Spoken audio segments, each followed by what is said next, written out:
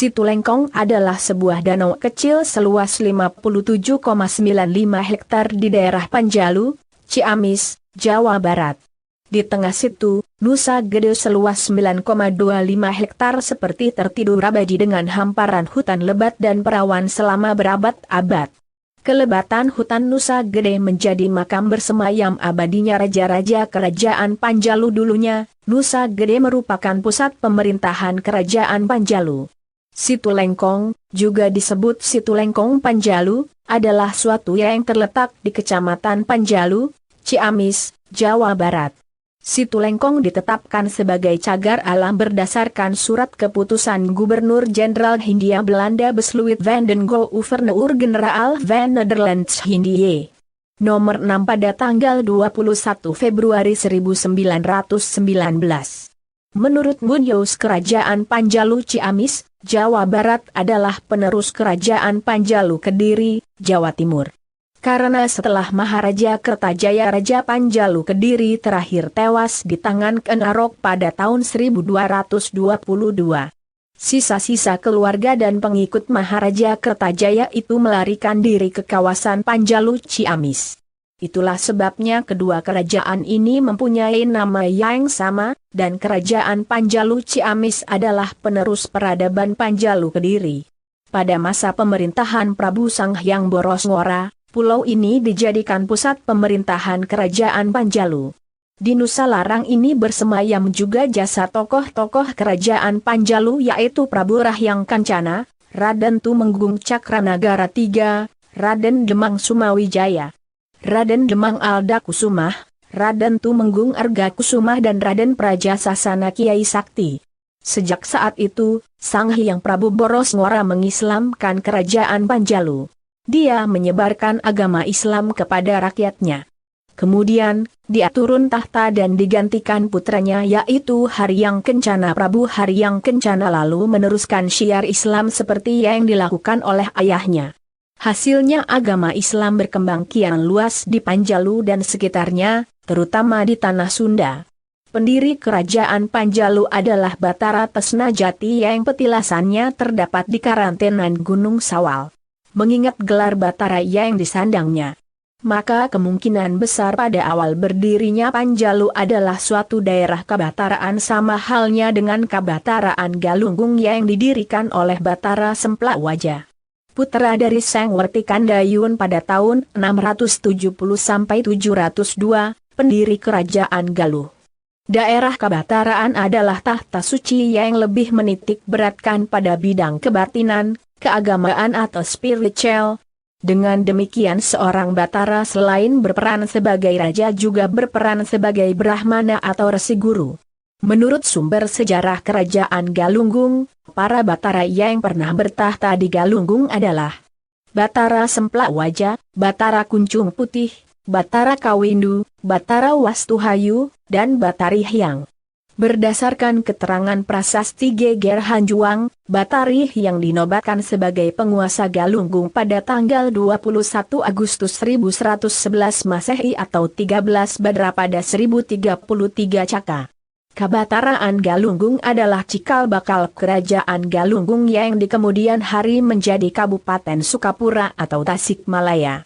Besar kemungkinan setelah berakhirnya periode kabataraan di Galunggung itu kekuasaan kabataraan di Kemaharajaan Sunda dipegang oleh Batara Tesnajati. Dari karantenan Gunung Sawal Panjalu adapun para Batara yang pernah bertahta di karantenan Gunung Sawal adalah Batara Tesnajati, Batara Layah dan Batara Karimun Putih. Pada masa kekuasaan Prabu Sanghyang Rangga Gumilang atau Sanghyang Rangga Sakti putra Batara Karimun Putih, Panjalu berubah dari kabataraan menjadi sebuah daerah kerajaan. Diperkirakan kekuasaan kabataraan Sunda kala itu dilanjutkan oleh Batara Prabu Guru Aji Putih di Gunung Tembong Agung. Prabu Guru Aji Putih adalah seorang tokoh yang menjadi perintis kerajaan Sumedang Larang. Prabu Guru Aji Putih digantikan oleh putranya yang bernama Prabu Resi Tajimalela. Menurut sumber sejarah Sumedang Larang, Prabu Resi Tajimalela hidup sezaman dengan Maharaja Sunda yang bernama Raga Mulia Luhur Prabawa pada tahun 1340 sampai 1350.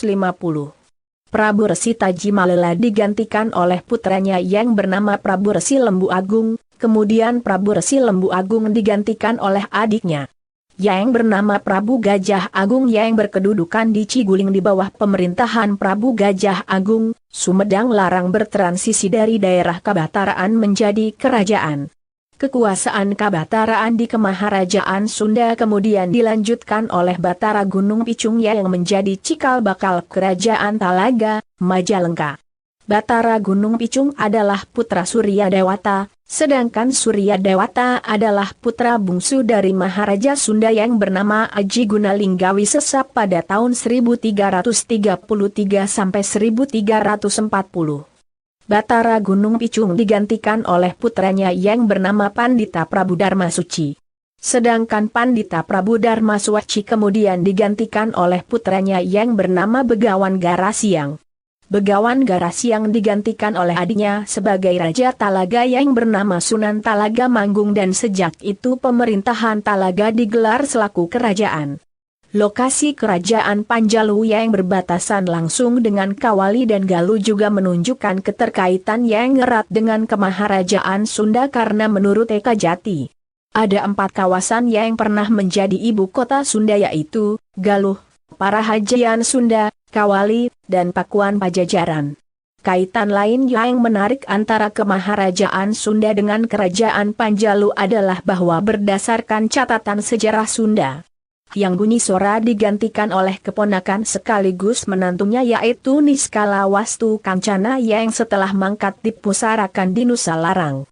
Sementara menurut babat Panjalu tokoh yang dipusarakan di Nusa Larang adalah Prabu Rahyang Kancana putra dari Prabu Sanghyang Borosngora. Ada dugaan Sanghyang Borosngora yang menjadi Raja Panjalu adalah Hyang Bunyisora Suradipati.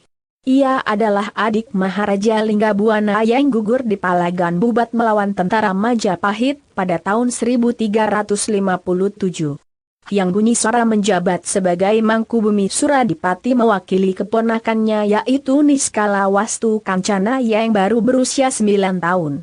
Atas tahta Kawali Hyang Bunyisora juga dikenal sebagai Prabu Kuda Lelaan dan Batara Guru di Jampang karena menjadi seorang petapa atau resi yang mumpuni di Jampang. Pada masa pemerintahan Raden Tumenggung Wirapraja bangunan Bumi Alit dipindahkan dari Dayeuh Nagasari, Ciomas ke Dayeuh Panjalu seiring dengan perpindahan kediaman Bupati Tumenggung Wirapraja ke Dayeuh Panjalu. Pasucian Bumi Alit dewasa ini terletak di Kebon Alas, alun-alun Panjalu. Ketika di Jawa Barat terjadi pengungsian akibat pendudukan tentara Jepang pada tahun 1942 sampai 1945. Benda-benda pusaka yang tersimpan di Pasucian Bumi Alit itu diselamatkan ke kediaman seseput tertua keluarga Panjalu yaitu Raden Hanafi Argadi Praja, cucu Raden Demang Alda Kusumah di Kebon Alas, Panjalu. Begitu pula ketika wilayah Jawa Barat berkecamuk pemberontakan DITI pimpinan Kartosuwiryo pada tahun 1949 sampai 1962. Yang marak dengan perampokan, pembantaian dan pembakaran rumah penduduk. Para pemberontak DITI itu sempat merampas benda-benda pusaka kerajaan Panjalu dari Bumi Alit. Pusaka-pusaka itu kemudian baru ditemukan kembali oleh aparat TNI di hutan Gunung Sawal lalu diserahkan kepada Raden Hanafi Argadi Praja. Kecuali pusaka Cis sampai sekarang tidak diketahui keberadaannya.